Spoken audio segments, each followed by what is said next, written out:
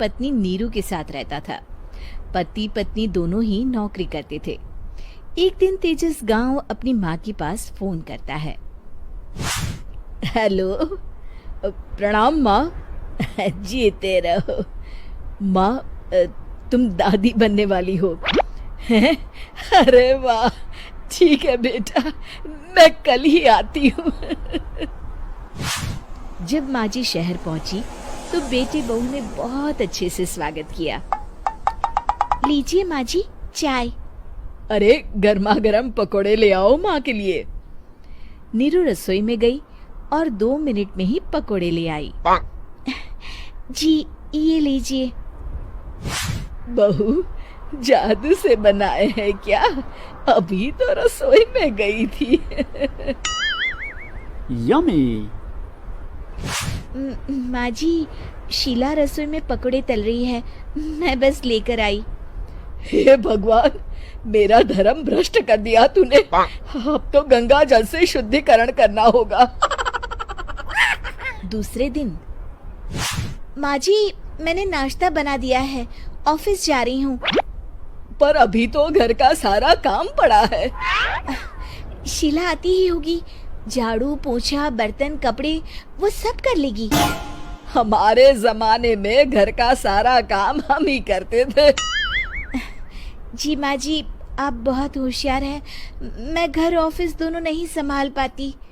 तो जरूरत क्या है घर से बाहर जाकर चाकरी करने की? वैसे भी घर का काम खुद करने से घर में बरकत आती है, समझी? पर माँ जी। पर वर कुछ नहीं, इस महीने की पगार मिले फिर ऑफिस बंद है। हाँ। रात को नीरू तेजस से कहती है, सुनिए जी, माँ जी बोल रही थी कि मैं नौकरी छोड़ दूं। वैसे ठीक ही तो है, अभी तुम्हें आराम की जरूरत है। फिर भी आराम कहाँ, शीला को छुड़ाने के लिए बोल रही थी। तो अब 24 घंटे में इतना काम तो कर ही सकती हो। पर जॉब पसंद है मुझे, घर पर मन नहीं लगेगा। अगले दिन जब दोनों ऑफिस के लिए निकल रहे थे, मेरी तो कोई कीमत ही नहीं है इस घर में। माँ जी, आजकल महंगाई बहुत है, रहन सहन भी बदल गया है, दोनों नौकरी करते हैं तभी ठीक रहता है। अच्छा, तू कहना क्या चाहती है? मेरा बेटा तुझे बिठा के खिला नहीं सकता? तू ही इस घर का खर्च चला रही है, हैं? नहीं माँ जी, मेरा वो मतलब नहीं था। मतलब खूब समझती हूँ, ये बाल धूप में सफेद नहीं किए मैंने। हाँ।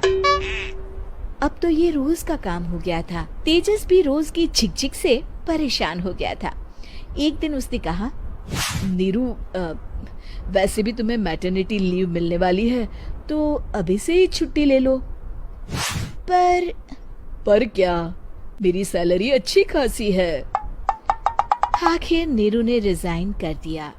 जब बच्चा हुआ तो घर में सब बहुत खुश हुए। कुछ दिनों बाद तेजस फाइल देख रहा था। क्या हुआ तेजस, कुछ परेशान लग रहे हो? अब हाँ, वो हमारी जितनी सेविंग्स थी वो तो हॉस्पिटल में और छठी के फंक्शन में खत्म हो गई है नीरू। और अभी वैसे मंदी चल रही है तो मैं बोल रही थी कल मुन्ना को हेपेटाइटिस का टीका लगवाना है। नीरू, क्या पोस्टपोन नहीं कर सकते? नहीं जी, बिल्कुल नहीं। अब तेजस को समझ में आ रहा था कि उससे गलती हुई है। पैसों की कमी का असर घर के माहौल पर भी पड़ रहा था। अगले दिन, बेटा मेरा चश्मा और ये दवाइयाँ ले आना, पर्चा देते हुए माँ जी ने कहा। जी। तेजस, मुन्ना के लिए दूध का डिब्बा और डायपर भी ले आना, और ये किराने के सामान की लिस्ट है, इसे भी लाना है। तेजस गुस्से में लिस्ट मरोड़कर फेंकता है और चिल्लाता है, पैसे क्या पेड़ पर उगते हैं? ये ले आना, वो ले आना। अरे पर ये जरूरत का सामान ही है। वो गुस्से में बिना कुछ कहे ऑफिस चला गया।